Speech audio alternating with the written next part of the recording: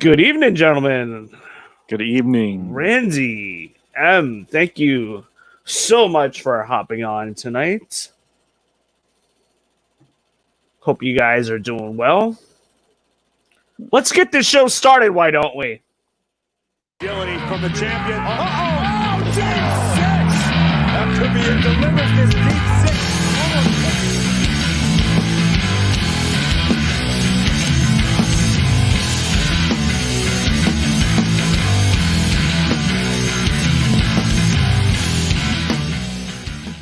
Good evening, wrestling fans. How are you all doing tonight? I am joined by Randy Z from BackSportsPage.com and M the Heel God from Level 1 Games, Pompton Plains, New Jersey. Good evening, gentlemen. How you guys doing? Mr. Wayne? Mr. Mr. Randolph. Hello, Mr. Wayne. Nice glasses, by the way. Yeah. Thank you. I figure I rock the Ray-Bans tonight. Apparently, it's part of your gimmick. Important part of the gimmick, too. Yeah. We like it, Mr. Cassidy.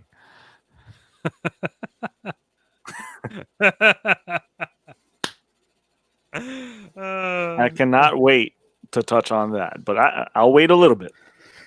Oh, I'm sorry. He messaged me earlier today. He's like, we got to talk about that segment later. We will get there. We're going to get there, but he's like, we got to talk about that. Like, all right. Start us up, Wayne. To those of you that are watching, thank you so much for your support.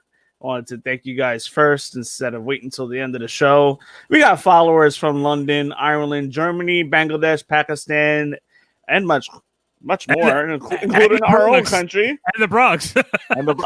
Damn, he took the words right out of my mouth. Shout out to Ireland, though. We got a lot of representation from there. I don't know any one of you, but I want to thank you guys for listening to our podcast each and every week. And if you guys like what you listen to, please give us a subscribe. So we got some tough stuff to talk about. A pretty decent week that we had in AEW wrestling. We have an even busier weekend coming up with WWE Extreme Rules, the horror show. I figure I'd throw in a plug for you, M. Hey, just to get a reaction out of you. You mispronounced horrible.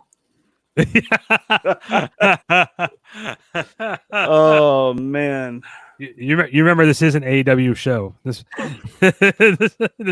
We're not tying to the WWE product here. So we got some stuff to talk about. We had a TNT title match. We had the appearance of Nyla Rose's new manager. So we had some great tag team action. A teaser of a heel turn, not quite a heel turn, but definitely a teaser. And we had an AEW championship match. Pretty good week. I cannot complain one bit. There were a couple people that were missing off of this show that I would love to have seen, but we got them on last week's show and the week prior to that. But we're going to jump right into it, guys. How about we? Yeah, sounds good to me. Started off the night. Oh, yeah, right. I could use a ring bell right now. I gotta get that added to the show.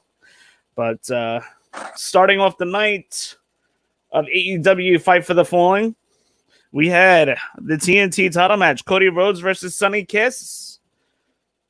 Pretty good match. We obviously knew who was going to win that. Cody with the win, hitting the crossroads and showing mutual respect to Sonny Kiss after that match. Sonny Kiss had that huge presentation of an entrance with the cheerleaders behind him. Which I enjoyed the cheerleaders. JR messing up on commentary, calling Sonny Kiss a her. I love you, JR, but it's a dude. We caught that. Listen, I understand where JR coming from. We won't go there right now. But what did you guys think of this first match to open up Fight for the Fallen? Well, I'll tell you, like M said, the cheerleaders were a very nice touch, and I think that might be the most work that those cheerleaders are going to get this year, since the football season might be going away. Yeah, that's saying it kindly. Well, we have to keep it kind. Yeah, we're gonna keep it kind, and This is a kind show. especially me, since I already got 2 strikes against me. So with that especially with that being said, look, here's my only issue with this. And I feel like I should put this on when it comes to talking about Cody Rhodes and the TNT Championship. On what the point they're trying to do is, Cody's one of the best workers they have. Besides being a top guy, he's also one of the best. Seems to get good matches out of a lot of untapped talent that they have. Sonny Kiss has not made a lot of appearances on Dynamite up until this point. He's not been on a consistent amount of shows, and he's getting the opportunity to be there with one of the top guys in AEW. They teased it pretty well with Arn being upset with Cody. They show Tully in the audience. They're doing all these different little things. The match was solid. I told M that when we were watching it together, because Em and I watched the show last night together, that for me, this match just felt a little off. Maybe there was some timing issues. I don't know what it was. I wasn't loving it. It was still fun. It was still a good match, but there was just something missing there for me. Maybe it was the suspense of knowing that there really could have been a title change. Sonny Kiss did a nice job. They're teasing Arn not being happy with Cody, and obviously there's little drops of all these different things that they might do. Overall, it was okay for what it was. Good opening match, but it didn't really do anything for me.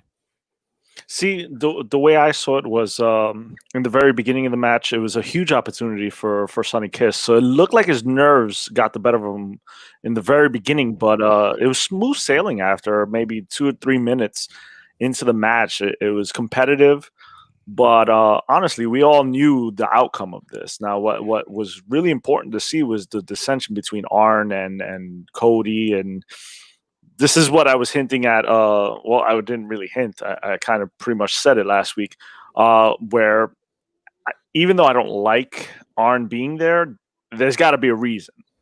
And now I'm thinking maybe he turns on Cody eventually, or Cody turns on him. I'm not really sure how they're going to play this, but something has to be at play here because Arn just doesn't fit. I don't buy the whole, I'm your coach and get your head in the game. And there's something there. I'm having a little trouble figuring out which way it's going to go. But with all the hints with the with FTR and everybody and the Four Horsemen, I think that's the way they're going to lean. And I don't think Cody's going to be a part of that. He's with the Nightmare family. So maybe we'll see some rivalries between those two factions.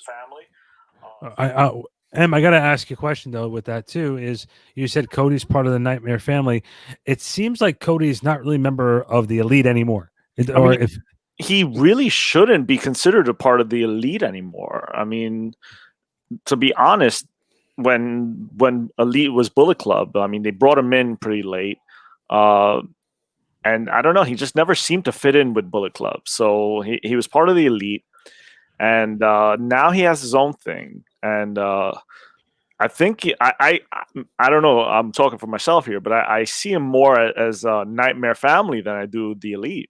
So every time they're together, it seems odd to me. It seems out of place. So it's like, Cody's the Elite. And it's like, is he really? It's like, it doesn't feel that way to me. And it hasn't felt that way in a while. Maybe since the beginning. I mean, he's always gone his own way in AEW. So I just don't buy it. I don't think he's part of the Elite. And I definitely don't think he's going to be part of the Four Horsemen if that's revived. And then the only other thing with just piggybacking off what you said there is having Tully sitting in the audience.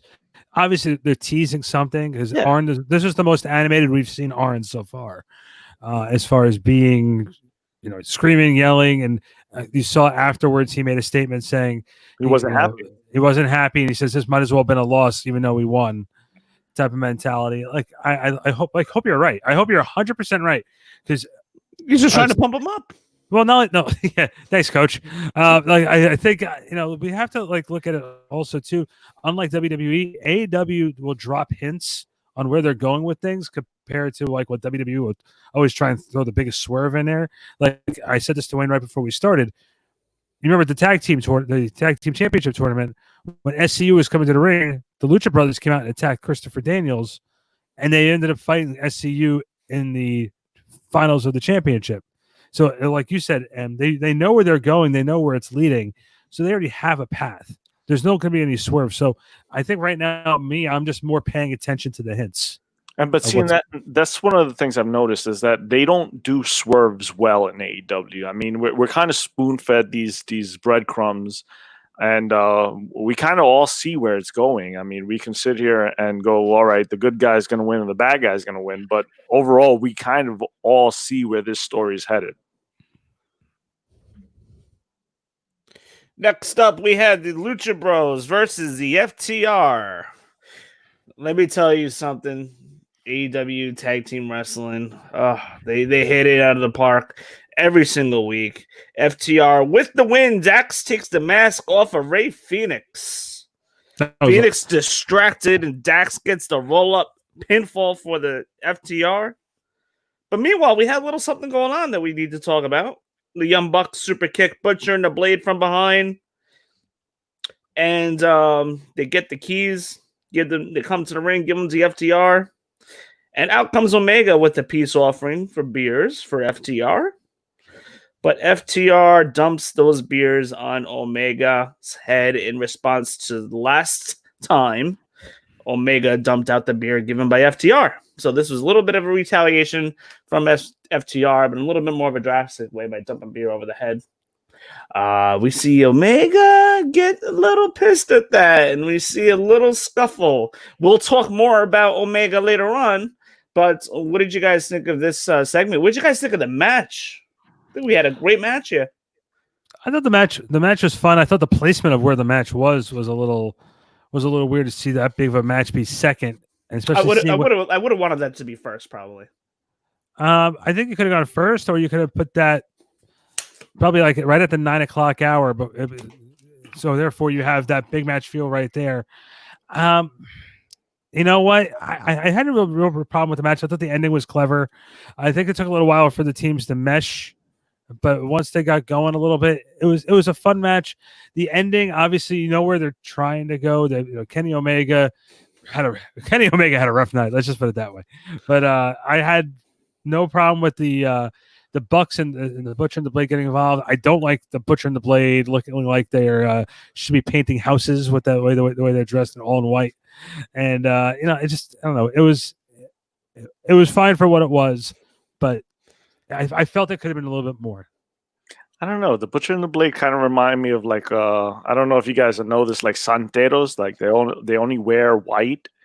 So it's I'm not a fan of the white. Yeah, it's kind of weird seeing them. I feel like they're gonna sacrifice a goat at any moment. I like the guys though. You like what? I like those guys. Good character. Yeah, exactly. Which is weird why they went the whole white getup. So, would you prefer they're still wearing dominatrix outfits, wearing around the leather all the time? I mean, that's what they introduced us to. So seeing them change drastically, you go from black leather to all white. I'm not really buying it. I don't know. So, like I said, no bunny. And that's another thing that's missing. But I digress. But the match was good, man. I mean, the match was. It took them a couple of minutes. There were a couple of timing miscues, and that kind of distracted in the beginning. But eventually, they got into the groove and had a great match. Let me tell you, FTR has already been featured so much better than what WWE did. Oh, of course. Like, this is like night and day. The way FTR is being featured, the way they've looked, the way they've been presented. They've been featured better right now in the last 4 weeks than WWE main roster featured them the whole entire 2 years. Yeah, I totally agree. But that's also not saying much because remember, Vince doesn't like wrestlers; he likes entertainers, and that's the one thing that you have to be able to do. It's one thing for you to be a great wrestler and being able to talk on the microphone, but if you don't have that little gimmick for you to dance around and or to have a little catchphrase or be able to sell the merchandise the way they want you to sell it, then they're not going to push you. And the Revival, when they were there, where they just were not being utilized in a way that they wanted to be utilized. They were utilized in NXT in a way where they're presented as wrestlers and they produced unbelievable matches because they were given time. Yeah. As soon as they got out of that mechanic gimmick, You know, you guys remember they were the mechanics in NXT? I don't remember them being mechanics. Yeah. I remember they had 2014, 2015. I remember they had great matches. I don't remember the mechanic part. They were definitely the mechanics. Them and American Alpha, baby. Really great matches. Really before NXT really started taking off in 15 and 16. They were the mechanics for a while. You know what I found interesting though about this match is how it ended. He took his fantastic Phoenix's mask off and rolled him up. And the commentators made sure that you knew, like, that was a big no-no in Mexico and AAA and CMLL. Like, you don't take a luchador's mask off. That's actually disqualification over there. They kept mentioning that. So it's like a little bit of an underhanded way to win. So I thought that was really interesting. It was kind of heel-like. Yeah, slightly, I would say a shade of gray so far, because we don't know if they're heels or face. Well, they haven't done a lot of heel things yet, besides like pouring beer on Omega's head. But I mean, he kind of deserved it. So, I mean, was that really a heel thing? I mean, if I give you a beer, listen, I'm poor. So if I give you a beer, I paid for that beer, and you best not waste that beer. So if you pour it out, I'm gonna beat that ass. So I think Omega needs an ass beating for it. So, or maybe he was pouring it out for his homies. I'm not really sure. I don't know where to go. I don't know how to follow up on that one, but the only thing I was going to say was, at the end of the day with FTR, I think M said it best. They haven't been presented as a heel or a babyface as of yet, but at the same time, they're wrestling as a face. Yeah, sure. That's evident right now. Their face. So further notice. Well, I can't agree with that. No, I don't agree with that either. I wouldn't say their face. I'd go with the whole shade of gray thing, the whole Steve Austin. I'm not a good guy, but I'm not bad guy either. Until we see a definite heel turn, I can't sit there and say they're one of us. No, they're presented in the middle. What do you mean one of us? Heel god, baby. The way they've been presented is they've been presented as they've switched sides already, whether they've been heel or babyface, because they're working some different types of teams. Look, at the end of the day, they're a really good tag team. They're great. Yeah, they're really good tag team. So I don't care if they're heels or they're babyfaces. No matter what, when you're in there, they're gonna work a great match regardless. Exactly. I mean, I care a little bit. Of course you do. Of course you do. For those of you that are watching, feel free to leave comments and interact with us. We would love to have you guys involved in our show as we are recording live to give you a shout out. But moving on, we had Chris Jericho in this segment, and he comes out, he acknowledges to the crowd that his match with Orange Cassidy was one of his best matches. This is great. He talks about the ratings war. That's a little thing we could probably talk about. He talks about the ratings war, how he won the demographics rating. So as it's been reported earlier this morning, that AEW won the ratings war amongst 18 to 49-year-olds by twice the amount of viewers. And he now calls himself the demo god because he won the 18 to 49 demographics.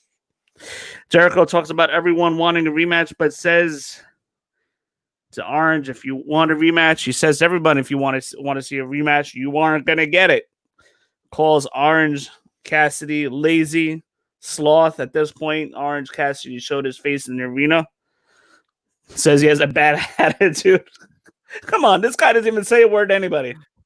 That's just a funny part of it all. Cassidy gave the thumbs up that quickly turned into the thumbs down, and all that orange juice and those oranges poured down from the top of the arena on top of the inner circle. Mostly Chris Jericho getting the full brunt of that. So convenient, positioned perfectly in the ring to take that endorsement of orange juice. What did you guys think of this segment? I absolutely loved it. I think I'm supposed to start this one. Yeah, I'm letting him start this one. It's funny because Randy looked at me immediately. He's like, "What do you think?" And I said, "I don't know. I got to think about this one." And I did. I spent the whole night thinking about it. And Did it keep you awake? It did. Well, the pain in my shoulder kept me awake, but since I was awake anyway, I had time to think. And you know what? I come away with this segment as I was very disappointed. This was more WWE than AEW, so much. And the fact, one thing I loved about AEW, and I still do, is that they don't really acknowledge being in competition until yesterday. And that was a weird way to start off a segment to talk about ratings and demos. And I loved the fact that it was just to get him to the point. I it get was it. just a build up for him to call himself the demo god. Which I liked. I liked the demo god, hence the heel god. But overall, it just had that very hokey WWE feel. And last night, it bothered me, but I couldn't find the words to express that. And the more I thought about it, it's like let it all out, Em. I am. This is going to be unpopular, but one of the things that people like about Orange Cassidy is that we barely get it, right? It keeps him special. But now we're going into WWE territory where it's like, okay, well, if he's popular, let us put him on all the time, which is, I don't want to see him every week, honestly. That the fact that we saw him every week, or every couple of weeks, and he did a little bit, that kept us interested. I think the moment you have Orange Cassidy pouring orange juice on the inner circle, you overexposed him. Oh, and by the way, for you fans that are watching, that dumping of the orange juice is going to happen in about 1 minute behind me. Exactly. But go on. And I'm watching this, and one of the things that made Orange Cassidy is that he's a sloth, right? He's a sloth, and he barely does anything. Then how in the hell did he put all of this together? How did he get orange juice above the ring? He climbed up the ring. But this is my point. A sloth doesn't do that. He only reacts and acts when he absolutely needs to, right? So how am I supposed to suspend belief and stay in the character if now he has goddamn orange juice over the ring, and now all he has to do is give the thumbs down, and orange juice falls? I'm sorry, it was too much. What you didn't see was the best friends were hanging out up there, and is that what it was? And then they released it on Orange Cassidy's queue. That's stretching it, because Orange doesn't plan. That's the whole gimmick. I mean, his whole gimmick is that he's just like. So, where did all this planning come from? This was too much. This was not the character that people loved, and I thought it really overexposed him, because I spoke to multiple people and they just did not like it that much. And these are people that love Orange Cassidy, and I myself am very, very impressed by Orange Cassidy. I always say it, the hands in the pocket, but this wasn't that, man. This was one of the only times I will say that Jericho missed on this show. And this was the segment that it really took me out. And it made me think, is this Monday? Because this was a very Monday type thing to do. It was. It did kind of remind me of a couple gimmicks from the past in WWE with the blood. And then you had the Spirit Squad with the Shawn Michaels, Triple H with the crap above the stage. Yeah, and it reminded me of that, which is, listen, it's wrestling. We're going to see the angles recycled. I get that. But this was the wrong person to recycle it with. I mean, they've beat him with oranges. But when does he beat other people with oranges? When does he pour juice on them? And it made no sense. Albert Soto says, don't get juice on the ratings. He also says he has two best friends. I feel like Albert's right with me. His two friends helped him out, rigged the whole thing, and dumped it all out. And Albert watches this on Being the Elite. They are always asked to come up with a skit. So if you can't come up with a skit, how in the hell are you going to come up with, hey, get the guys in the ring and get them to talk and then dump orange juice on For them. those of you that are watching right now, it is about to happen right as we're talking about that. In right about now, he is about to get it. So for those of you watching on YouTube, those of you that are listening, you should subscribe so you can watch what's going on as we're talking about it. The only thing I really enjoyed Shameless plug. was Ortiz on the floor because he can't swim, freaking out. You know, I like how we sold that. He's Honestly, slipping. He can't get up. That was Vince-esque beer bash. You know, remember that? Yeah, Remember, that's what it was. Yeah. Oh, we can't forget. We also saw the Milkomania back in I think it 2001. But the point was that this has been done a little too much. And then if you're gonna do it with someone else. Don't do it with Orange Cassidy. You're right. I mean, it's not your typical AEW booking. And last thing I wanted to say was, I honestly don't want to see a rematch as fast as they're about to give it to us. If we're going to see a rematch within weeks, that's one of the things I enjoy about AEW is the fact that everything seems fresh. Everything feels fresh. All the matchups. Somebody loses, they go down the ranks. Why am I seeing a rematch all of a sudden? Well, listen, we do have a pay-per-view that they have to build towards, but that still leaves us about 6 weeks away, I want to say. Wow. I don't know if they'll wait really? 6 weeks to do that match. If they're gonna sustain a program that long, I couldn't tell you. When they're gonna do that, but that is the next pay-per-view. You know how hot I am for this product, and that really we all are. Me off. Listen, it wasn't terrible. But I get it. It was WWE like. I'm gonna throw my 2 cents in here with this, and Em and I have talked about this in the past. Again, Jericho has a lot of experience with WWE and is very input about what he does on AEW television. And Jericho's stuff sometimes either drags or sometimes he even misses. Sometimes he's dead on and it's amazing. And there's other times where you just sort of just like, well, all right, that seemed to go on a little too long. Like when Moxley was getting ready to join the Inner Circle. I did it second time I did that. I always yell at you. Moxley. Remember Moxley T's being in the Inner Circle, and we're like, all right, well, you just joined the Inner Circle. We still have 5 minutes left. We're like, this is dragging. Yeah. Jericho's stuff seems to drag, and sometimes it just doesn't hit. And this was definitely something that didn't hit. And Em and I both were talking about it. I'm like, that felt way too WWE-ish, and that felt way too cartoonish. And then at the end, for him to get a towel and to have Orange Cassidy's face on it, I was like, oh, like really? Like this is just. That was You did pop for it though. I popped for it because I thought like this is. I popped for it because I was like, I can't believe I'm watching this on AEW.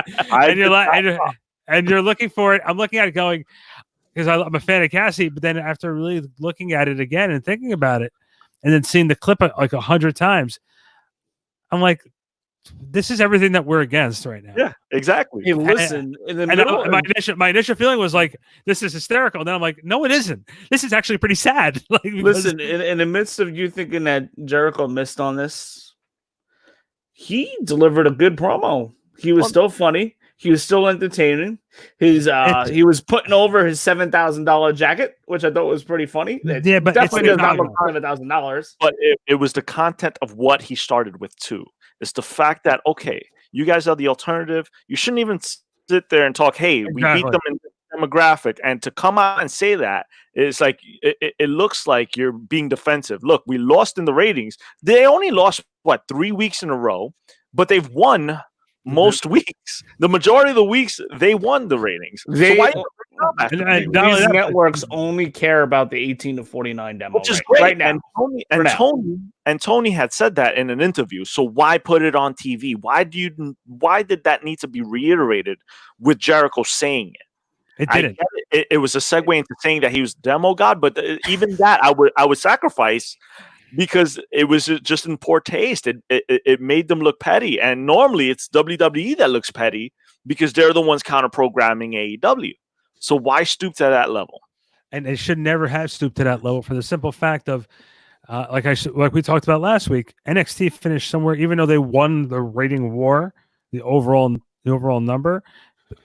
AEW finished 7th last week, and NXT finished 21st. Exactly. Okay. So there was nothing to come out and and champion. You got what was important.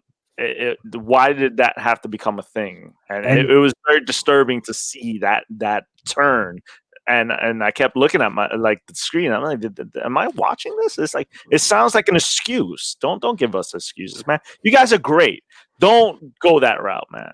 And not only that, but if you remember back in the Attitude Era, WCW would be gloating every single week about how great they were over the WWE, and Vince didn't even acknowledge them on TV. He was just and that's how it should be. I mean, the guy in the back should not acknowledge when things are either going well or bad. All right, it's the smaller promotion. You want to sit there and say you're the alternative? Then well, that's not true. They started acknowledging them literally, maybe in a more subtle way with Triple H and Shawn Michaels doing this. No, Triple H, Billy Gunn, Road Dogg, and X-Pac in China. Going up to the WCW arena. You've had them, making posters. So a lot of that mostly came from the DX stuff. Yeah, but they were definitely WCW reference, but more subtle for sure. Yeah, I would rather it be subtle, but this was pretty blatant. Hey, listen, we won you're gonna do it on Twitter. That's one thing, man, because Twitter is mixed with kayfabe and reality. I get it. It breaks the fourth wall, but to do it on the main show and say, hey, listen, we may have lost the ratings, but we got the demo. It really felt like a stretch. It's like, and what sucks is that he's right. All right, but to come out and say it felt weird. And I'm a huge AEW fan. I'm a huge Jericho fan, and that really turned me off yesterday. But you got to admit though, you love the ratings war though. Oh, I love the ratings war. Just don't come out and say, hey, we won not on the show, man. Don't do it on the show. What's wrong with you? It's like the kayfabe, man. And WWE is clearly acknowledging AEW. Oh my God! Otherwise, it would have not been a Great American Bash. This is my point. It did not live up. It was good shows, but it did not live up to a pay-per-view caliber. But that's my opinion. No, I share that opinion too. I mean, you had Great American Bash, and I looked at the reviews, and you had a lot of C matches. There's a lot of peaks and valleys. Yeah, good moments, but there were peaks and valleys. It wasn't a pay-per-view quality match, but then again, their pay-per-views kind of suck anyway. So even if they had a pay-per-view quality show, that's usually how their pay-per-views play out anyway. Have you watched a pay-per-view lately from WWE? Because I stopped because it was exactly like that. It was always a peaks and valleys. You had more valleys than peaks, in all honesty. Their pay-per-views generally haven't been bad. Their worst content right now is on Friday nights for sure. I mean, well, listen, when you have 4 mid-card level divas at best getting out there singing karaoke and then building a feud off of that, it's just ridiculous. Don't get me started. It's like, the thing is, it's like, I don't look at it. That was only halfway through the show. Yeah, he was like, this, here, catch. No, I don't look at it as Raw being separate from SmackDown. Yeah. It's still the same company, and it bleeds over. I see it there. I see it everywhere. I see it on the pay-per-views. I can't do it, man. This is one of the reasons why I stopped watching it, and I watched the alternative. I don't want to see the same stuff on the alternative, and this was very hokey. By the way, when you polish a turd, at the end of the day, it's still a turd. So, turd, yeah. So you didn't get rid of that smell. It smelled like it. This one was this.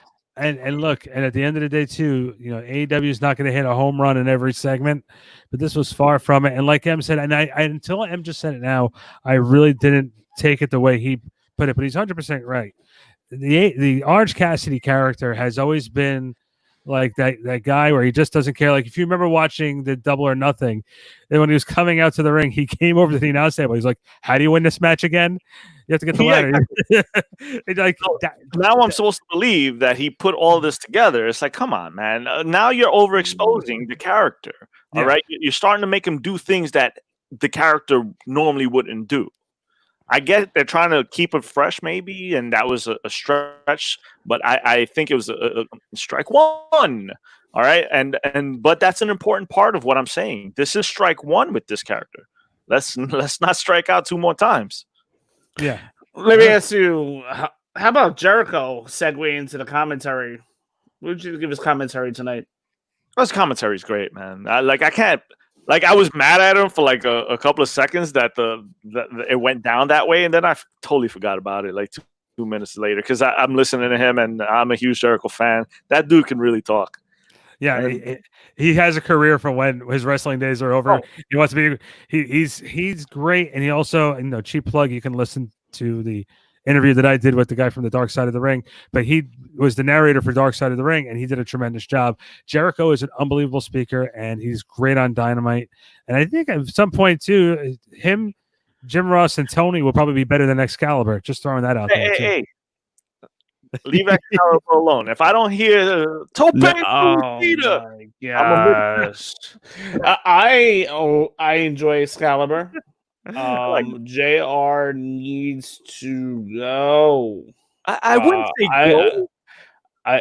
Tony Schiavone has to be there every week. Yeah, I love Tony there. Yeah. Jim Ross is okay, but not as the lead commentator. That got to be Tony's job for sure. Yeah. Tony needs to be lead. I'll agree with that. Chris Jericho is just amazing, though. If you want to call a commentator, he's like Bobby Heenan. I like Tony in this role where he is throwing in like sarcastic wit and and the stuff with Britt Baker handing him notes and that he played too much of a straight man in WCW where he didn't really toe that company. He was towing the company line too much in WCW where he had no personality. Yeah, now he's got a personality and he fires back at JR. He fires back at Excalibur. I have a funny story with Tony Schiavone. I have it has to be shared off camera. Okay. It cannot be shared on air.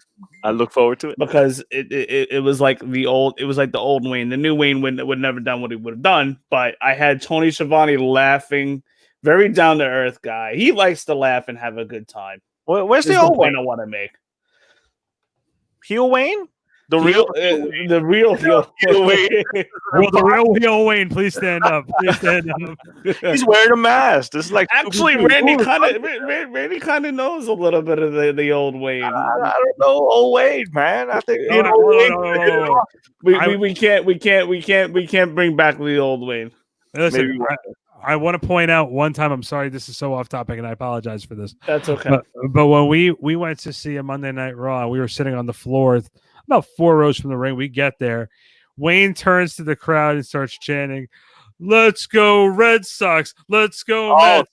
Yeah, no, I don't like that way. And then I just turn around and start going, "Let's go Yankees!" I get the whole crowd going, "Let's go Yankees!" and booing Wayne. I felt accomplished. I did my job as a heel. Exactly. You're a Boy Scout. You're the vanilla guy. Wayne he added color, even though he was rooting for the wrong team. Listen, I never been there were people booing me. I never felt so insulted by doing the right thing before. Listen, you're the Boy Scout. I'm gonna give you a merit badge. Don't worry about it. We worked that. I got your merit badge right here. The show started, by the way. That was before the show started. We worked that crowd. It was probably about in those 2 sections. It was probably about 2,000-3,000 people sitting in the seats already. I'm telling you. I enjoyed being that was one of those moments where I enjoyed being a babyface. I'm not gonna lie. Well, you enjoy it all the time. What are you talking about? There's not a heel bone in your body. I try though. I try to corrupt you. Apparently I channeled my inner Bret Hart a couple weeks ago, right in the beginning of the show as I dropped it. Listen, I recorded it and I've showed it to so many people. There was like one of my proud moments. It was like a dad like seeing his baby son for the first time. I was like, "Look at what I did to Randy. I made him curse on a live podcast." Keep it up. We're gonna have it for a second time. All right? We're gonna see a repeat. Yeah. Jurassic Express versus the Elite. During the match, we see FTR sit at the bar with Hangman. This was pretty interesting. We'll get back to that in a second. I know you guys want to say something about that. We will get to that in a second. But During the match, we see FTR sit at the bar with him, man. Great back and forth match. How about Marco's stunt with the Destroyer? My goodness, somebody's career easily could have been ended there had they messed that up. But it was beautiful. It was well executed, thank God. And it had me pop out of my couch. Omega wins with the one-winged angel on Marco's stunts and gets the pinfall. Omega snaps for a moment and beats on Marco's stunt for a couple seconds before Luchasaurus and Jungle Boy come to the save. All right, guys, have at it. What did you guys think of this? So really quick, we saw a little tease of a heel turn, and Omega kind of like ducked it into himself a little bit in the corner of the ring as the Elite trying to calm him down and bring him back down to earth a little bit. So what did you guys think? I'll be honest with you. We talked earlier about match placement. This is the type of match that could either open the show or it could have been the second match of the show and probably would have fit perfectly. I had no problem with this match whatsoever. You guys said it before, Marco stunt with the Canadian Destroyer, with the Destroyer. We don't call it the Canadian Destroyer. We call it the Destroyer. And I enjoyed the match. It was fun. Em and I say it every single time we watch. Jungle Jack Perry is improving every single week. And Luchasaurus has always been solid.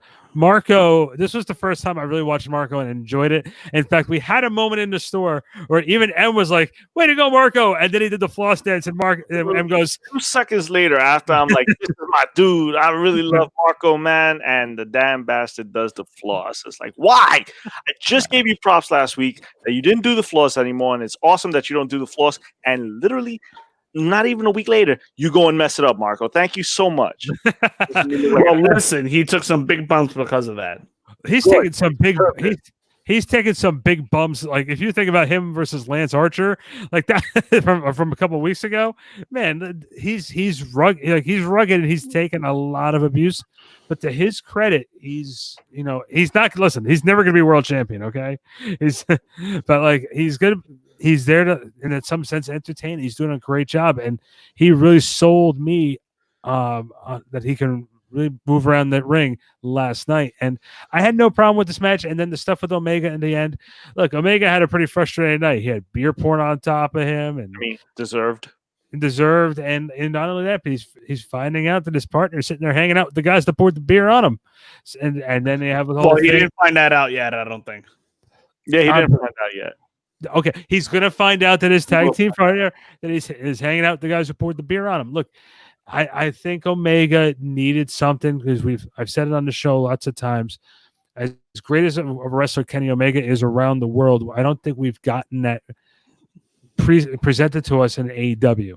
Yes, correct. We haven't had that New Japan Omega yet, which I think we're gonna get there. I think we're gonna get there eventually. I agree wholeheartedly. We will never see that. On top of that, he is wrestling while he's hurt. Is he really? Yeah, he's been had some nagging injuries throughout. I mean, most of these guys do. I mean, and then that's one of the things you have to like. One of the things that pisses me off about people is they'll sit there and say, "Oh, wrestling's fake, dude." They're doing all of this normally with nagging injuries. It's like if they get hurt, it's not like they could take a lot of time off, man. You got to keep going. So it's all about momentum. So you see them constantly wrestling hurt, and you're throwing your body around like a sack of potatoes, dude. You're bound to have nagging injuries. But I'll get back onto this match, and this match was exactly what it needed to be. It's very high spot, high impact. And it was great. It was fun to watch. Marco was doing great till the moment he flossed. He hurt me badly with that, man. It was like a shot to the heart. I just gave you props, dude. Stop it. And before you say anything, I have to get on it. And now that I've addressed the match, the dude, Hangman, he's in the bar with FTR. Yes. Now, didn't I call that about a week or two ago? I'm telling you, man. I say that there's a possibility of what if Omega is the one that turns heel and not Hangman. But I honestly think that they're not going to go that route. I think that was just to swerve us a little bit. Omega, I love Omega. Don't get me wrong, but he's a little too hokey for his own good sometimes, and he overacts. And this looked like an act. It didn't look like an actual heel turn. It wasn't a heel turn, but it could have been. It could have been maybe the start of one. Yeah, but I don't buy it. I mean, don't get me wrong. I would love heel Omega, but then again, I mean, we're not going to get the Omega from New Japan, and that's one of the things that I constantly remind you guys. We won't have the cleaner. The cleaner is dead. Let me ask you this: well, New Japan probably has the rights to the cleaner name, but let me ask you this: could we see Hangman? Could we see FTR and Shawn Spears as the new Four Horsemen coming? I see that as a great big possibility. I would put money on that before I'd put money on Omega going heel. Can I also just throw one thing? This is totally off of them. You see Tully Blanchard watching all those matches, by the way, and he keep pointing that out. And breadcrumbs, man. Yeah, I one little thing too, and we've been keeping hammering on this, and that does nothing to do with the Omega Page thing. Jungle Jack Perry's just getting better every single week, and I gotta tell you something, man. I'm enjoying watching him grow as a performer. We were saying it last night. At some point, he's got to break away from them, and he's gonna be something to watch. See, but the thing is that you're still the way I see it, because again, this is my opinion and probably not even a good one, but you're still looking at it through WWE sunglasses, or regular glasses, not really sunglasses, or Wayne sunglasses. No, Wayne sunglasses, but they don't need to break away from their factions. They can still exist within the faction and be part of it and still be a singles competitor. I think we're going to see one of the first ones do that with Scorpio Sky, honestly. He's going to be part of SCU, but he's going to be a single competitor. I don't see them breaking away and him doing a whole, screw you, I'm on my own. I think factions are here to stay. I don't think people need to leave them to go on their own. Are you okay? I'm going to rephrase this. I'm okay with SCU being the tag team of Daniels and Kazarian because they're two older guys. Obviously, Daniels working behind the scenes as a talent relations, and Kazarian is one of the trainers anyway. So I'm okay when those guys are out there just as a tag team and let Scorpio Sky be the singles competitor. I'm perfectly okay with that because I feel like Kazarian and Daniels are have more continuity as a tag team anyway. Here's one for you. I'll throw what I think should happen. I think Scorpio Sky should betray them and make his own thing. Hey, listen, you know what? Of course you do. You're a heel. You know what? Getting back to the rumor that was brewing a couple months ago of the 6-man tag titles. So right now, with all these factions that AEW has right now, they're perfectly positioned to pull that off right now. I could think of at least 6-7 factions that is running right now in AEW. So that's probably why they're keeping all the factions together so they can maybe start this down the road, maybe in the fall. Yeah, in the fall season. I still think factions are important. You don't always have to leave the faction if you're going solo, because you can always come back to that whole 3-man thing. And one of the things that I enjoy, look, New Japan did it recently. The guy who just won the championship, Evil, he's also a 3-man champion. So not only does he have the world title, he's got the Intercontinental title, he's got the 3-man. He's their first triple champion. Oh, and he joined Bullet Club. So. Moving on, we get the Nightmare Sisters. Okay. The Nightmare Sisters, Allie, formerly known as Bunny for now, and Brandy Rhodes versus Kenzie Page and MJ Jenkins. Allie gets the win for the Nightmare Sisters. little slight dissension. Maybe they're trying to get used to working with each other. Dustin Rhodes reluctant to raise Allie's hand. A couple things going on, but nothing major here. Allie and Brandy Rhodes get the win 4-0 together. Their first 3 matches were in AEW Dark. For those of you watching that didn't know, I didn't know that they had 3 matches together because I have not watched the Dark yet. So tonight it was kind of like a new thing to me. Dude, I actually love women's wrestling, but that reminded me of the times where I would watch WWE and that was time to go to the bathroom or get popcorn if I was in a live event. That was a Divas match. And why? Yeah. Why did you guys do this? I don't want to see this tag team. They're all green. They're all green right now. I like even Brandy's green. Yeah, I like Brandy. I like no, not that. That's not Randy. Brandy. Brandy. I like Brandy, not Randy. All right. I don't like you, Randy. I want to see tears. Yes, tasty tears. Anyway, so you're lying. Whoa. Strike 3, brother. Hey, you got this. You didn't get the full thing, so we're good. Thank you. No, but it just reminded me of stuff I don't want to watch. I'm not really sure why this is a thing. I gave them the benefit of the doubt when it was the Nightmare Collective. I'm not. You already swung and missed with that. I'm not about to give you the benefit of the doubt on this one. I'm sorry. Like I should have got up and peed because I really needed to, and I was too busy telling the guys how much I hated this match to realize that I had to pee. So, but it was over. Yeah, and I missed my opportunity, so I was very upset. Yeah, they were all green. They were all green. Can I? Should have been on Fighterfest. It's one of those things too. You know how like you always say in WWE, like when they had these bra and panties matches and everything else like that. And the old expression was, and then the bell rang. Mm-hmm. This is that situation, and then the bell rang, and then you're watching it, and you're like you're telling me MJF is getting bumped off the card and not doing anything because this is on it. Really? You know what's funny is that you and Albert told me to go take a leak. And by the time I realized that was a great idea, it was over. And I missed my opportunity. Yeah. Again, I'm just saying you have great guys who are not on the card, but this is. Yeah. Listen, I will tell you this. Up until this match that took place, women's wrestling has actually been pretty good lately. No, exactly my point. This is what I'm trying to say. On all brands. Everything's been great. And then we had this, and I was like, holy crap. I just took a step into the 90s. Like, this is where I'm at. Like, I hate to bring it back up, but I should have peed.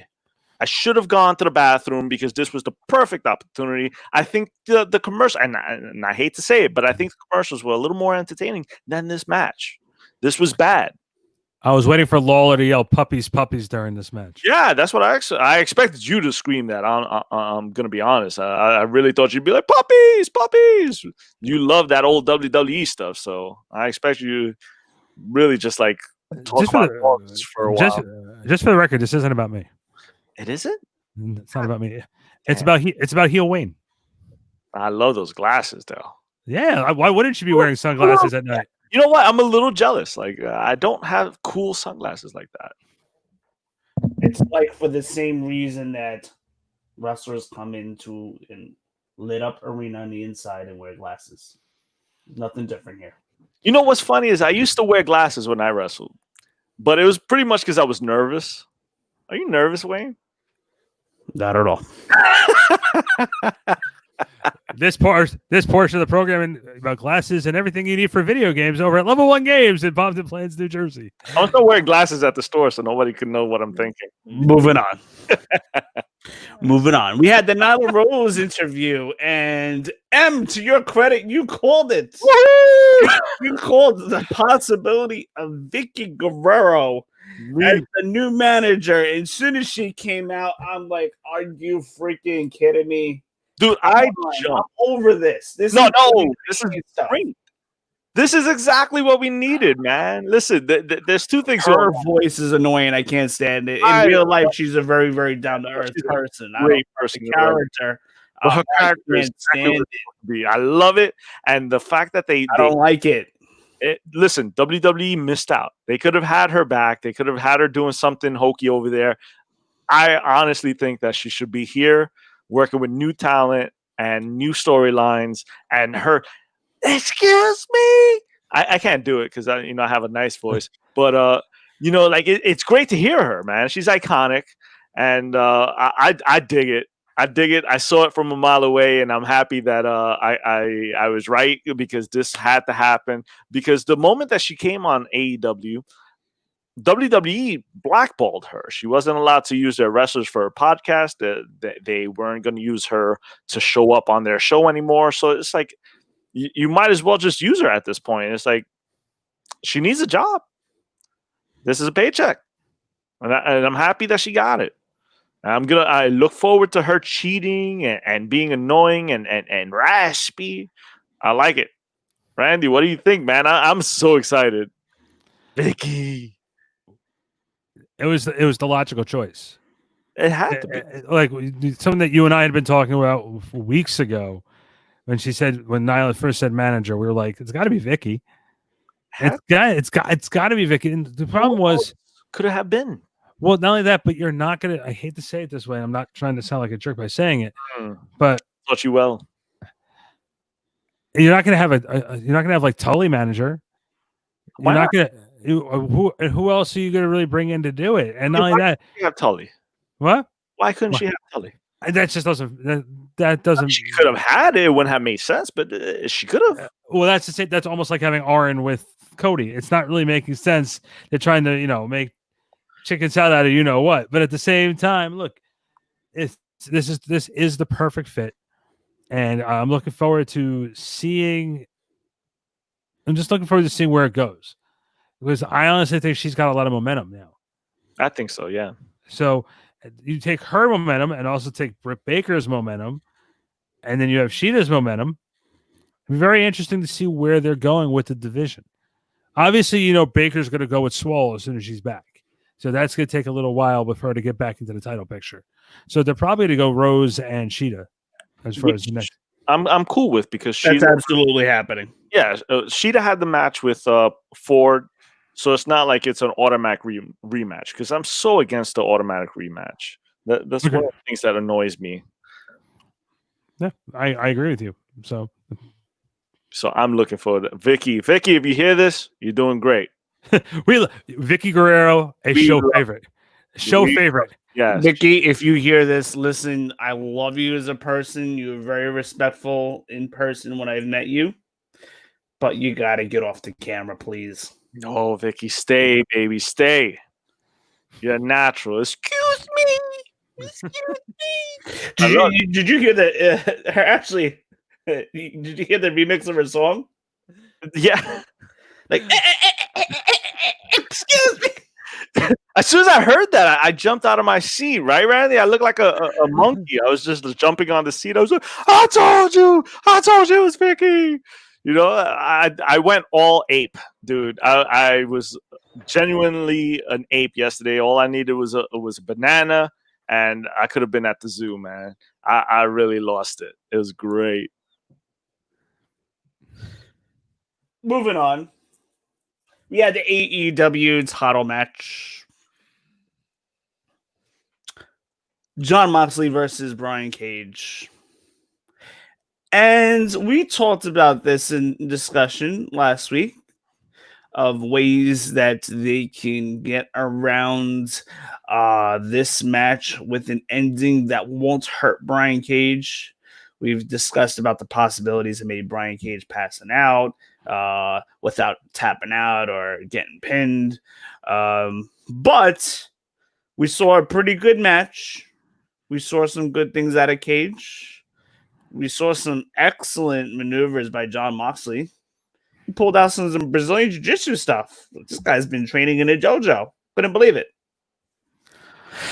Then the match ends with Taz throwing in the towel as John Moxley has the arm bar. So all those submission moves during the match was the build up to this moment of John Moxley getting a win because Taz throwing in the towel to end the match. The commentators were telling a story that Brian Cage is coming off bicep injury. John Moxley is working the arm all throughout the match. Yes, he was. And Taz throws in a towel. And the commentators are telling a story here that they need to protect the long-term health of Brian Cage, knowing that he's been injured and was out 5 months. That delayed his debut. So what'd you guys think of this? I liked it. I thought the match was fine. Like we've been saying, you had to find a way to make Cage look strong but not win the championship. So you have Taz throwing the towel. Remember the FTW champion. You know, it was the ending was a little hokey, and of course now you're looking back and thinking back. Okay, very hokey. And then you look back at Moxley's promo from earlier in the night saying he was going to go after the arm. And then he's like, there were some really nice fun little spots there. Like, for example, when he puts him in the arm bar and then Moxley looks at Taz and gives him the finger. Like, I was getting a kick out of that part of it a little bit. I know M thinks that stuff's a little hokey, but you know what? Taz helped build this whole feud with Moxley and did a nice job with it. That they left the door open, so if they want to go back to it, then it's not going to be over. The dissension now between Cage and Taz for Taz throwing in the towel, but Taz's response is, I'm protecting my investment. It was what it was. It was a decent match. Again, I didn't think these two guys were going to have as much, I think they had a little bit better of a match than I thought they were going to have, but there's not as much chemistry with these two guys. Them? I like Moxley. I really, really do. Listen, it was their first time together, though. That's fine. But this title reign is leaving a lot to be desired. I've got to the point where I'm starting to go, you know what? I think you've had your run. It's time to give somebody else a chance at being champion. He's so much better without that belt. He honestly doesn't need it. And to prove my point just a little more, it was like sticking the knife deeper into my stomach was when Darby Allin came to help him out. All right. Moxley. You got so angry with that. Moxley used to say, I need no one in my corner. And then now that he's champion, he's like, oh, thank you, man. You really saved me. Are you kidding me? Are you kidding me? I can't do it, but I'm always going to try. So we see Brian Cage knock out Moxley with the FTW belt. So you're thinking that they're probably going to continue on this feud? The lights go out, and when the lights come back on, we see Darby Allin on the top rope with the skateboard, jumping off the top rope from the corner of the ring, decking Brian Cage with the skateboard on his way down, knocking Brian Cage out, and then you see Darby Allin coming to John Moxley's age. John Moxley and Darby Allin standing tall in the ring as AEW goes off the air. So it looks like we are going to get Darby Allin and Brian Cage probably within the next couple of weeks, or maybe it's a setup for August. I guess it's called All Out, right? Yeah, is that right? All Out. Okay, yeah, I'm gonna go with that. Okay. So All Out 6 weeks away. So do they plan a match? So do they plan ahead for 6 weeks, or do they put that match on within a week or two? I guess to be determined for sure. See, go ahead. I'm sorry, Rand. Yeah, I think I took your spotlight. Look, I think from an overall perspective, if you look at it from Fighterfest and from Double or Nothing and the other things that we've been seeing from AEW, I think Fight of the Fallen was a little bit of a miss. I think it was a little bit of a miss because it just felt like it was a little all over the place. Darby Allin coming in the way he did, and like M said about Moxley, I felt like this was a little bit of a step back for everything. And the old expression, Lucy, you have some explaining to do next week. They sort of have to right the ship, and maybe let's get this. No, you're not teaming up on me. Don't even try and do that. I'm being For those I just want to listen, I'm going to throw this out there. I'm going to break the fourth wall. Okay, we're for going those to of you that are watching, we have our own private chat. and they're like, oh, we're going to gang up on Randy. No, you're not going to gang up on Randy because I'm going to call it like it is. I'm going to call this like it is. You and me are like oil and water. I'm always against you, dude. I can go with him and say, look, the sky is blue. He's like, no, it's not. There's white up there. There's white up there. It's actually black. It's the reflection of the light rays. Blah blah. I'll come up with something. And I'm the tweener. Yeah, he is. Yeah. Well, like Wayne is the biggest tweener. Wayne's the guy who's like, well, which guy should I help? Well, who's going to like me a little bit more? All right, yeah, I'll go that way. So look. Before you finish, man, because I didn't even tell you that the match was okay, but that ending left a lot to be desired. Yeah, I watched that he was constantly going for his arm, man. It's like he said in the beginning of the show, I'm gonna go for his arm, and damn, it's like he did. He went for that arm. He was like a dog with a bone, and that wasn't that fun to watch. Honestly, it's like. Don't tell me what you're going to do before you do it. I want to be surprised in the moment. It's like, oh, my God, look, he had a bicep tear. And, I get it. You're building that up. But I honestly think that was a really big mistake. If you're trying to make this guy into this monster, don't tell me how, undurable he is. Don't tell me how, he has a bad bicep. He can rip it at any time. What the hell is wrong with you? You just told me he was the machine the other week. You can't be a machine and that vulnerable week to week. What the hell? It's one or the other. Either he's like a Terminator monster. He's picking people up and doing workouts in the ring with them. But watch out, he might hurt his pec. Don't do that. Don't ever tell me that he has to be careful. And the one thing that you said before too about Moxley and his run as champion so far, it's done. Yeah, like you and I, when he won the belt, I told you how big of a mistake it was to take the belt off of Jericho at that time. I understood it at the time. Yeah, I like Jericho. I would have liked to seen it go, turn it into eventually work it back to Omega Jericho 3. You know what? But I think that would have been too obvious. And I had no problem with Jericho dropping it. Like I said, if it had to happen, it had to happen. But I don't know, Moxley as champion, I can't buy him. And he becomes a nice guy. When the hell? It's like, oh, thank you for helping me. That really killed me. It's like, dude, you don't think the chase for him was more interesting than the run. And that's the thing, is that there's guys that chase, that their thing is to chase. The chase is the greatest. When there's guys that can be champion, when want to be a champion, then just I don't know, man. He just doesn't have that whole championship quality. He's very vanilla as champion. I just got a message from a friend of the Deep Six Pro Wrestling Podcast show, Carlos.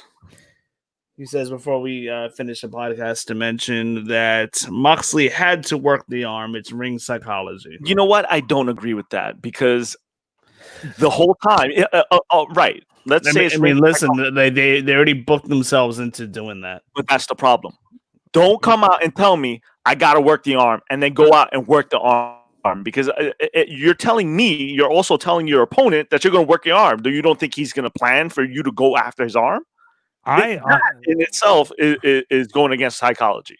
It's like, Randy, I'm going to punch you in the face. Wouldn't you block your face before I punch you in it? You would think you don't want to get punched in the face. I'm trying to figure out why you want to punch me in the face. I mean, I always want to punch you in the face, man. That's not nice. Look, I think the first mistake was booking the match as quickly as they did, even though it was delayed 2 weeks. I think that there was bringing Cage in during that ladder match was one thing. He should not have won it. And the build should have been bigger. So they sort of booked themselves into a corner, just like they did with Brody Lee, because you see how much steam Brody Lee has lost since the match with Moxley. So I've given them the benefit of the doubt plenty of times. I did it with Archer. I did it with Brody Lee, and I said, hey, wait. Archer's another perfect example, by the way. And let's see what happens. You know what? It's been how many weeks since the last pay-per-view, and not much has happened since. So I'm starting to lose faith that maybe you shouldn't just debut a guy and shoot him to the front of the line.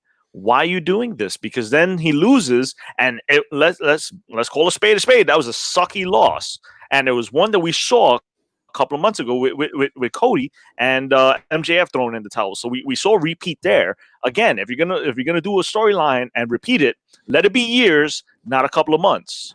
And then not only that, but you said something that was very, very, very clear too. Archer lost a lot of steam. Mr. Brody Lee, see that? I remember. Yeah. He lost a lot of steam. MJF was the hottest heel in the business right after that match with Cody, and he's still a great heel, but he's cooled down.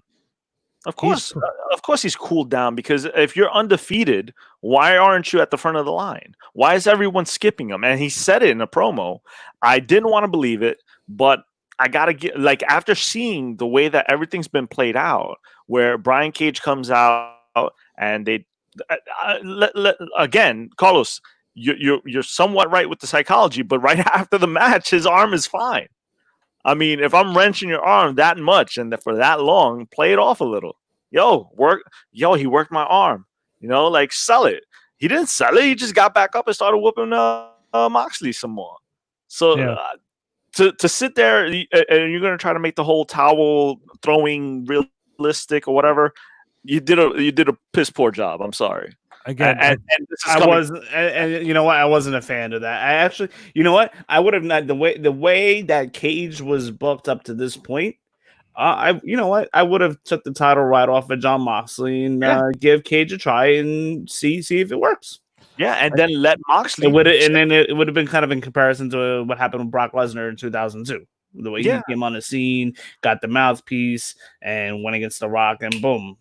Honestly, right there, 3 months. That was the only logical thing they could have done in this situation. Was have Moxley lose, because then up until last week, I thought that Brian Cage was going to be the guy to beat him, and then Taz has to come out with his FTW belt. I'm like, I didn't think that Cage would win, but I hoped that they would see far enough that, you know what, he needs to win it. We booked ourselves into it. Let's not give a hokey ending. And this was a hokey ending. No ways around it. Like I was really cool with MJF doing it because he screwed Cody. This felt way different, man. And to sit there and say, well, I had to protect his health. The dude's a machine. All right, he doesn't have health. He's a machine. He was promoted so well to you can't sit there and make him Superman and then complain that you can't shoot him. Superman, bullets bounce off of him. Pick a direction, man. Pick a direction. Stick with it. You can't have it both ways. Again, the biggest problem, like I said, they made is booking Cage this quickly into that match.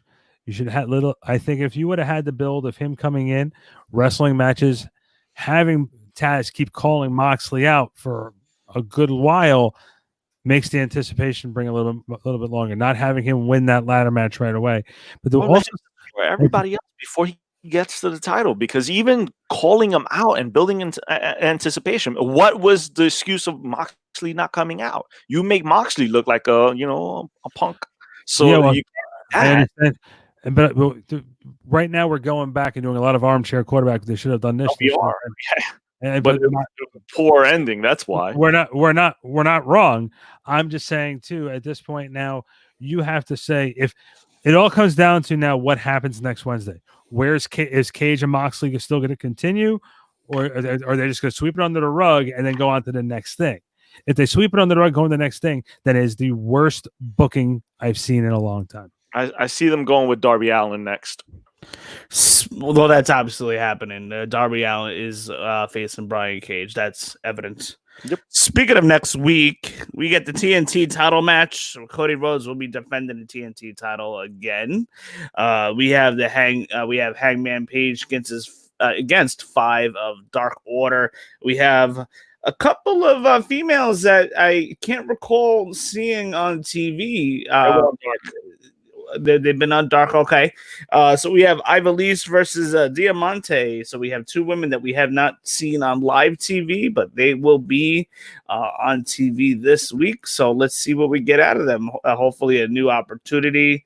AEW has got to work on that women's division. They're on a good path right now. But let's see what we get there. And then we get the appearance of MJF next Wednesday night on Dynamite. We have the Young Bucks versus Butcher and the Blade in the Falls Count Anywhere match. Should be pretty good. We'll see what we get out of that. And then we have the Jurassic Express versus Hager and Jericho. So, guys, I want to ask you before we get into our last segment, where do we go from here? We have 6 weeks until All Out. I hope not a lot of Cassidy and Jericho, but sadly, I think that's the road we're heading. One of the big things I said to M, too, I was like, they did this whole thing with Tyson a couple weeks ago, and then it hasn't been really brought back up. And now I'm seeing interviews with Tony Khan saying they're working on getting Tyson back. But they said that from the beginning. Yeah, here's the thing. Like you said before, Darby Allin and Cage is probably a way they're going to go. I think they got to do something with MJF. Maybe they're saving him for the live crowd. I guess, that's my guess at this point. Well, I told you guys that MJF should have a title run later this year. Like I'm talking August, November, somewhere in the fall season. So I think that's probably where they're headed. Moxley's run has been a disappointment, and I think there's that thing of someone being over without having to get the belt and being special without the belt. It's Moxley to a T, because up until he was feuding with Jericho, he was fine. He was fine when he was not in the title picture. Jericho seems a little lost. He's having good matches with guys, but he just seems a little lost with not being around in the main focus of the title picture. I don't think he's lost. I hope he doesn't get stuck. And that's what it seems like they might do. They might stick him with Orange. I don't know if it's Tony Khan or if it's Jericho himself, because remember, Jericho comes from WWE, and some habits are hard to kill. So maybe he's doing that, where it's like, oh, you know what, we're not done. Be done for a little bit, and then revisit it. There's no reason. I honestly don't want to watch this week to week. It like I said, you're going to start to overexpose Cassidy. One of the things that I think a lot of people like about Cassidy is the mystique. You don't see him every week. And then when he doesn't do too much. He does just enough. Don't get it to the point where he's doing too much. And this week he did too much with he did the orange juice. No, man, come on. It's like, you guys are much, much better than this. There's too much talent in that on that roster and in that room to think of something better than this. And trust me, this was not. It may have popped some people, but I honestly don't like the direction it's going. I think what you got to do with Orange Cassidy is leave him off TV next week just to prevent the overexposure. You can have Jericho acknowledge once again that he's pissed off at what happened last week. And let him go about his business. And then, Jericho can say, he's going to get his payback eventually. And then you could revisit it in about three weeks or so, just to kind of let it simmer down a little bit. Exactly. Or even hurt Orange Cassidy next week. Take out his leg or take out his arm or hit him in the head. He starts bleeding, something. But it can't be a weekly thing. Yeah. I think Cassidy just showing up. Remember a couple of weeks ago during the week 1 of Fighters Fest when Cassidy just sat at the announce table, didn't even say anything, and Jericho was getting annoyed with him. That was awesome. Yeah. The minute Cassidy starts addressing issues and doing things like that, it's everything what Orange Cassidy is not. And this was clearly, I'm going to address this issue by dropping orange juice on you. Please. Yeah. Let's not do that. I personally, my favorite Cassidy moment so far has still been in the ladder match. He just tries to reach up, and then he doesn't even pick up the ladder. Stands on top of the ladder while it's on the ground and trying to. Yeah. How do I get it? It's like, how do I win this again? And that was great, and that's what I'm seeing less of right now. And not only that, but M said this to me a long time ago, because I said I considered Cassidy a little bit of a comedy act. He said, "Wait till you see this guy get into the ring." And then when I saw him against Pac, I'm like, I look forward to seeing him in the ring so much more. And he did a good match against Jericho last week. Great match. I'm okay with one and done. But that's where I was. I was saying one and done is good. And if you want to do this again months down the road, that's cool. Revisit it. but don't make it a weekly thing. And the thing that's great about when Cassidy actually tries is that it's not weekly. It's every once in a blue he'll turn up the volume on his character and he'll fight back. But it can't be every week because then, again, the mystique is gone. We know what he can do. The whole aspect of his character is that he surprises you with what he can do. A guy like that's lazy shouldn't be able to fight as hard as he does. So let's keep that to a minimum. You know what I would like to see? I'm afraid to ask. You guys remember that Orange Cassidy skit with Orange Cassidy falling asleep in the ring, and then the other wrestler, whoever it was trying to be so quiet and trying to get the pinfall, and you see Orange Cassidy sleeping. That was good. They need to do that with him in this. Exactly. I don't know if they can still do it with the Jericho feud. Like, how do you get to that point? But that would be great. Yeah, that was classic, and that's what I keep telling Randy. Is like, don't sleep on this guy. He's got the talent, but don't overexpose his character. And that's my biggest fear through all this, is that you're gonna see him so much because he's a ratings draw. Keep the mystique there, man. That's why he's a ratings draw. Well, that pretty much wraps up our AEW talk. We're gonna do one last segment. No, this isn't peace out time yet. Oh, all right. You said it was done. Randy, starting with you, highs and lows for wrestling this week. It could be anything across all wrestling brands. Let's go. Honestly, you'll think I'm crazy for saying this, but I honestly think that for me, the high point was something that we haven't really been able to do since, I don't know, late February, beginning of March, is not just watch wrestling, but I was able to watch it with my buddies. You know what I mean? Like, I have not been able to enjoy watching wrestling while I had the kids running around and, having to watch it live and then have to watch it a second time through just so I can be able to make sure I didn't miss anything. Cause I love the kids, but at the same time, I'm able to focus, and being able to go to the Level 1 games in Pompton Plains, New Jersey for all your gaming needs, being able to go there and watch it with M and be able to have a conversation about it while you're watching it is something that's not being able to replace. So I think for me, my takeaway from the week, my high is definitely being able to go watch it with M and being able to just take it in and enjoy it. The low part for me, I'm not gonna lie to you, this show to me was a miss by AEW. It was the first time I can honestly say, from top to bottom, it was not the best show for them. I think every match they had, things could have been better. Some things could have been paced a little bit more. They had Cody Rhodes and Allie. As much as I think we're all big fans of seeing them on the show. Then the bell rang, and that had no place on the show. And what bothered me even more was watching those girls in the ring and seeing some of the guys at ringside even saying, like, why are we not on this show right now? So that to me was the low point. You know what, Randy? I did enjoy watching AEW with you and Albert. It's always a great time. We get to discuss it. We get to laugh. But another high point was the fact that pro wrestling came back officially this weekend.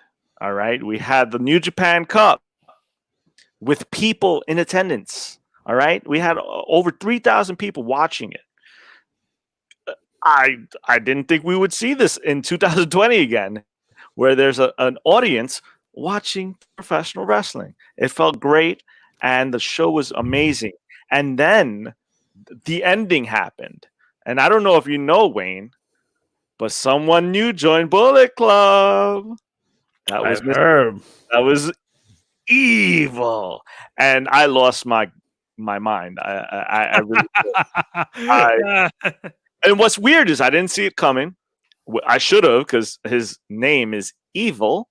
So you would think I would go, you know what? Yeah, that guy's gonna turn at any minute. I didn't see it coming, and if anything, I honestly thought he'd go with Suzuki-gun. I didn't think he'd go with Bullet Club, but he did, and then he beat Naito for double titles the next night at Dominion, again with people, over 3,000 people in attendance. it's a good time to watch wrestling, man. Let me ask you: with Japan having 3,000 people in attendance, do you think there is hope for the US? WWE or AEW to have some crowds? You know, Maybe I'm glad you packing asked out a quarter of a stadium or a quarter of Staples Center. I shall be 100% honest. I have zero. That's how much hope I have to see wrestling in the US with people again this year, because we don't know how to wear our masks. Wear our masks and we can have wrestling. We can go to events. These people did it. It's great. Wear your damn masks. I'm tired of this whole quarantine thing. I'm tired of being like, I'm done with it. Wear your masks. I want to go to live events again. I want to see wrestling live again. Wear your goddamn masks. I fully agree. I mean, we still we don't have a full hold of coronavirus. The doctors, they're still learning more. Scientists are still learning more about this each day. We do not have a grip on this just yet. So we got to take precautions. And I mean, for instance, I drove near a bar over in Patchogue by me. It's kind of like a village with restaurants and stuff like that. I look over, everybody's in the bar chilling with no masks. Exactly my point. It's like, how are we ever going to people wear the masks? Yeah, how are we going to get to a point where we do fun things? You need to take a sip or a drink? Fine, go for it. Right up, slip the mask, take your drink, and then put your mask back on. But wear your masks. I'm really tired of the quarantine. I don't want to be in the house for another 3 months. I will jump out this window. I swear to everything holy and unholy. I cannot do this again. So wear your goddamn masks. And Randy will be the landing pad for you. You will. He's gonna have to try to catch me, man. I'm trying to hit that pavement because I cannot do this again. Wear your masks so we can go and do enjoyable things. Do not be idiots and go to the beaches or whatever the hell you're doing in Florida. I love you, Florida, but what are you guys doing? Until we fully know about this virus, we need to take precautions. It's not that you're losing freedoms or anything like that. It's not exactly. You just need to take precautions. Things should open up. Everything should be open up, but we'll take the precautions. One thing that I used to love when I was a kid was ninjas, right? I always wanted to be a ninja. And you know what? I grew up to be a ninja. I get now your chance all the time. So if that's your thing, put on a mask and make believe you're a ninja. You're a ninja. You got ninja powers. Just wear your mask so we can, watch some wrestling live. That would be great. We'd get listen to the wrestling fans, and I used to hear the rant all the time, and I actually enjoyed it. Wrestling fans need to wear deodorant. Put on some deodorant when you go to a wrestling event. Now, in 2020, it's put on your mask. Put on your mask and take a shower. Take a shower and put on your mask. Those are the two things you need to do. And we can go back to watching wrestling live and hanging out live. It'll be great. I promise you. You want to get back to normal, be a ninja, take a shower. So, all right. I have to ask this question. Who thought we were who thought we were gonna do the show today? You're gonna hear the words "be a ninja and take a shower." Exactly. You gotta keep it original, baby. So it's three things you need to do before you get out of the house. Take a shower. Put some deodorant on and wear masks. Be a ninja. Be a ninja. There we go. That is the greatest T-shirt ever. That's gonna be my new T-shirt. I'm gonna sell that at level 1. Be a ninja. Wear a mask. Get back to normal soon. Wow, unbelievable. Who would have thought we'd be here, right, in 2020, talking about being ninjas? Not only that, this show's gone off the rails. I'm almost 40 years old, and here I am, like, I'm a ninja now. I am a ninja. Check, please. Well, that wraps up week 12. Get the damn hook. I believe this was episode 23. That wraps up week 12. That wraps up week 12, episode 23. Can you believe we are I don't know. Quarter of the year through with the podcast. I don't know if we're gonna get week 24 after this episode. I'm not. They're gonna yank us. It's like no ninja talk. No, we may not have any viewers next week. Yeah, listen, no, we will have viewers. If anything, we'll have more viewers because everybody loves ninjas. Show me one person who does not like ninjas. Please. I'm waiting. Even Randy likes ninjas. Don't play me, man. Listen, You for like- those of you, I do. Yeah, exactly. They're awesome. Randy was probably one of the ninjas on Raw that's been running around every single week. Excuse All me, right, we don't like those ninjas. listen, All right, listen. you got me. I think Em can vouch for me. If we had to think which one of us between me and Wayne was going to be dressed up on Raw as a ninja, I think there's a very good chance that Wayne will be the ninja. You'd be the ninja with sunglasses. All right. To those of you that are listening, and if you like what you hear, we are also available on YouTube. Give us a like, give us a subscribe. If you have social media, give us a share. For those of you that are watching, just to let you guys know, if you don't listen on a podcast, we're available on Spotify, iTunes, and Google Play. If for some reason you cannot watch, I got to get Em a T-shirt we that got says "Be a you Ninja." doing the week for the audio. So that's Google Play, Spotify, and iTunes. And Randy, I am deep six in trademarking that. It's gonna be Be- six shirt, that's for sure. We're gonna get shirts that say "Be a Ninja."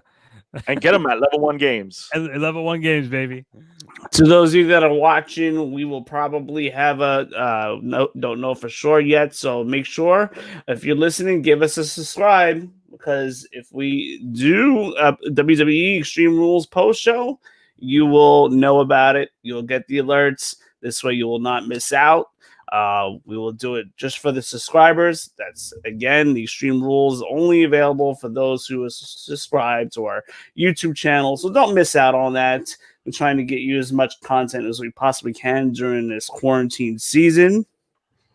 So we got a busy weekend coming up. We will be back on Monday night discussing Monday Night Raw. We will be back with Em and Randy next week at this time discussing AEW Dynamite. Till next time, fellas. Randy M, thank you so much. Randy Z from Back Sports Page. M, the heel god from Level 1 Games in Pompton Plains, New Jersey. Thank you guys for hopping on. Be a ninja. And we will talk to you guys very soon. Thank you for watching and listening. Peace out, Cub Scouts.